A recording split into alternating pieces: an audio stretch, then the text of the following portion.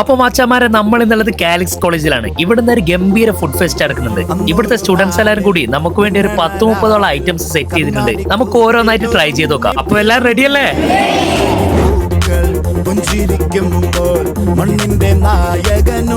കഴിഞ്ഞ ദിവസം നമ്മുടെ വടകരയുള്ള കാലിക്സ് കോളേജിൽ വെച്ച് നടന്ന ഫുഡ് ഫെസ്റ്റ് പരിപാടിയിൽ എന്നെ ഒരു സ്പെഷ്യൽ ഗസ്റ്റ് ആയിട്ട് ക്ഷണിച്ചിട്ടുണ്ടായിരുന്നു. ശരിക്കും ഒരുപാട് സന്തോഷം തോന്നി.